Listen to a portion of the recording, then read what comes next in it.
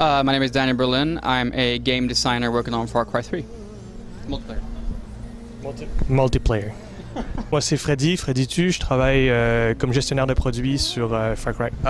Can you tell us a little bit more about the multiplayer, like cover a couple of big points? Yeah, sure. We're really trying to focus on the team play interactions and the fact that we want people to run in packs. We've created a series of team play specific features to support this.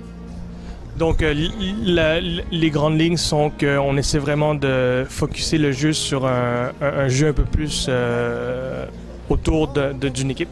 Donc c'est vraiment de se promener avec tous tes coéquipiers comme étant une grosse équipe et s'assurer que l'équipe passe avant tout. So for example, we have the feature that's called the battle cry, which is basically a rallying shout that you give, that you scream out. So any teammate within hearing distance is gonna get a buff. This buff could be anything from gaining a little bit more health, maybe increasing his accuracy, or making him reload and run faster. Ouais, donc un des features qui est propre à Far Cry, le Battle Cry, le cri de guerre en fait, cette action permet aux joueurs autour de pouvoir bénéficier d'une espèce de bonus, soit de vie ou de pouvoir recharger plus vite, courir plus vite, etc. etc. An interesting thing is that when a player executes any type of team play feature like the battle cry or a revive or anything like that, you will get a resource that we call the team support points. Donc à chaque fois qu'un coéquipier ou le joueur performe un de ces features, soit le battle cry, le revive ou peu importe, le joueur va recevoir une espèce de reward qui est le team support point, qui est très important pour notre multijoueur. And the cool thing about this is by executing these team play interactions, you then, like I said, gain the team support points. But what does that give you? It does give you access to the biggest and the baddest guns in the game. It is basically off-map support that you can call in at any time. For example, we have the sight gas. Donc ces points vont pouvoir unlocker certaines armes qui sont les plus puissantes du jeu, c'est-à-dire comme qu'est-ce que vous avez pu voir, le sight gas en est un, le barrel bomb en est un autre, mais le sight gas est très intéressant parce que so just to give a little bit of a sneak peek about them is that the team sports are very Far Cry flavored. For example, the sight gas is basically a chemical that is dropped down upon your enemies, basically making them go crazy. They're not going to be able to determine friend from foe. They're going to start hearing strange whispers in their ears, and everyone is going to look like the demons from your darkest nightmares. Donc, Daniel parle un peu du sight gas. Qu'est-ce qui est super intéressant du sight gas, c'est que ça, on mélange vraiment, on amène le côté un peu de l'insanity qui a été présenté dans le single player au multiplayer. Le sight gas, qu'est-ce que c'est? C'est un agent chimique qui est déployé sur les ennemis. Puis qu'est-ce que c'est? Les personnes affectées perdent toute notion de qui est l'ennemi, qui est ses coéquipiers. Donc, et aussi le HUD, ce qu'on appelle tout ce que il va avoir aucune indication pour savoir qui est qui, et aussi visuellement les ennemis vont être représentés comme des espèces de démons. Yeah, they want to know if we have other modes than the two we have seen so far.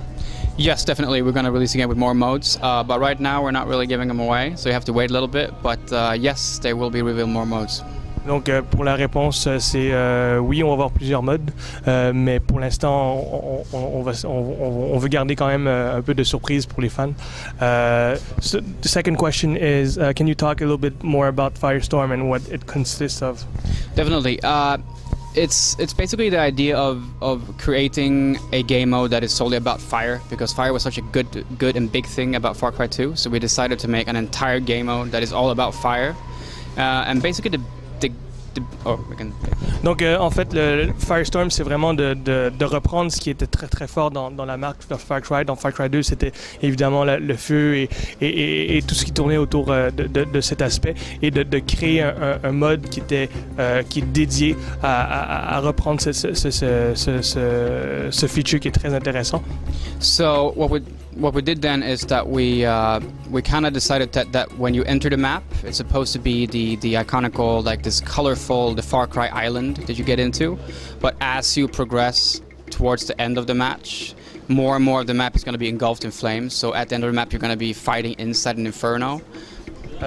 Ouais, donc l'idée de Firestorm, c'est de créer une map, un mode de jeu qui est dynamique. Donc au début, évidemment, vous allez vous retrouver sur l'île paradisiaque de Far Cry, puis plus le mode de jeu va évoluer, plus ça va se transformer en espèce d'inferno.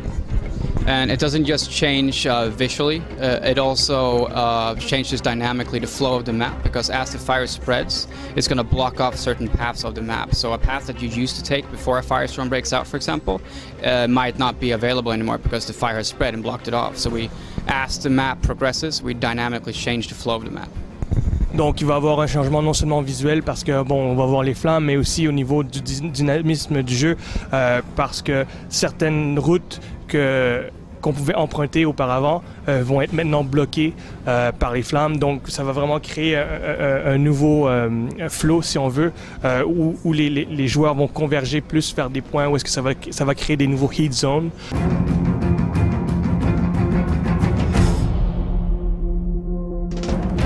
Can you talk a little bit more about the weapon customization? Yes, so the weapon customizations, what you saw today is basically meant for this build, meaning that when you release the game, you're not going to have these classes to select from that we created for you today. These are only for the build you played. Donc oui, aujourd'hui, ce que vous avez vu, c'était des classes prédéfinies qu'on a créées justement pour l'occasion, pour cette démo. Mais évidemment, quand le jeu va sortir, c'est évidemment, vous n'aurez pas ces classes prédéfinies. Ce sera à vous de les créer. So when you create a class in the full game, it's basically like you create a class. It's totally open. You can name it what you want. You can have whatever weapon you want. You can have whatever battle cry you want. You can put whatever skills you want into it. So you basically build your own class and build your own play style, the way you want to play.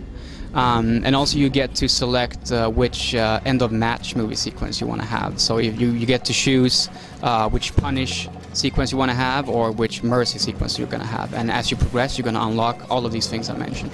Ouais, donc quand au final le jeu, c'est vraiment de vous permettre de customiser votre personnage pour l'adapter à votre façon de jouer. Donc évidemment, vous allez pouvoir choisir n'importe quelle arme, vous allez pouvoir mettre les attributs que vous voulez.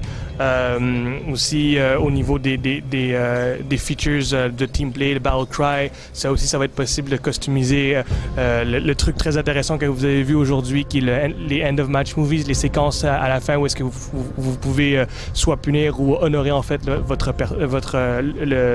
les ennemis. En fait, vous allez pouvoir le faire, et toutes ces petits features vont être unlockable quand vous allez progresser dans votre si on veut, carrière de joueur au niveau multiplayer. Vous allez pouvoir en débloquer des nouveaux, et ainsi que les armes.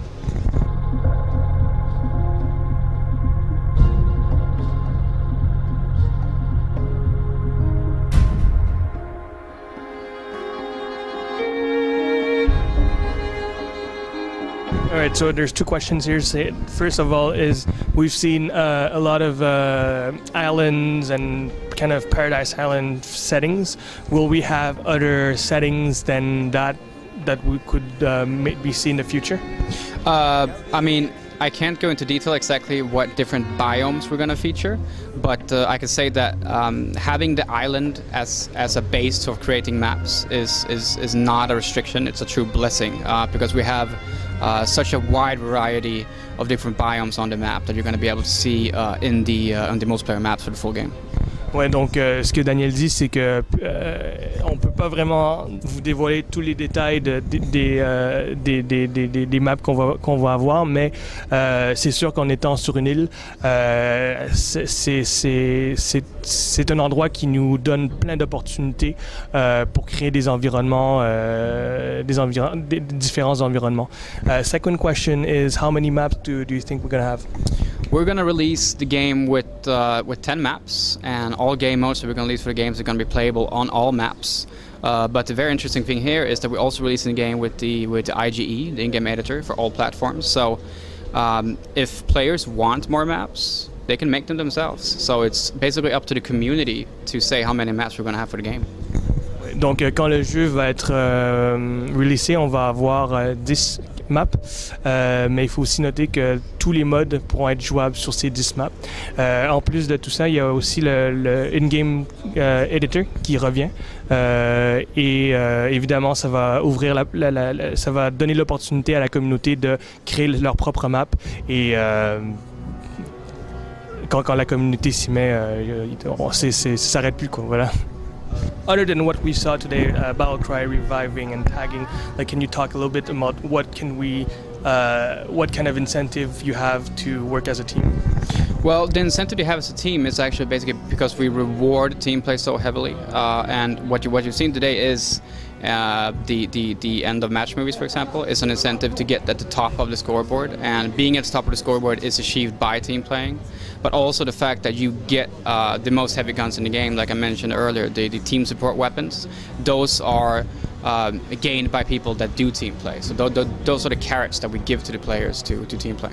Donc, ce que Daniel dit, c'est qu'en fait, on a toute une économie qui tourne autour du team play. Donc, ce que tu parlais, le healing, le tagging, le battle cry, tout ça, ça va vous donner des points aux joueurs qui va unlocker les plus grosses armes du jeu, donc le sidecast, les barrel bombs, mais aussi va permettre aux joueurs de possiblement être le meilleur joueur et pouvoir décider de s'il veut punir ou honorer le meilleur joueur de l'autre équipe à la fin de leur match.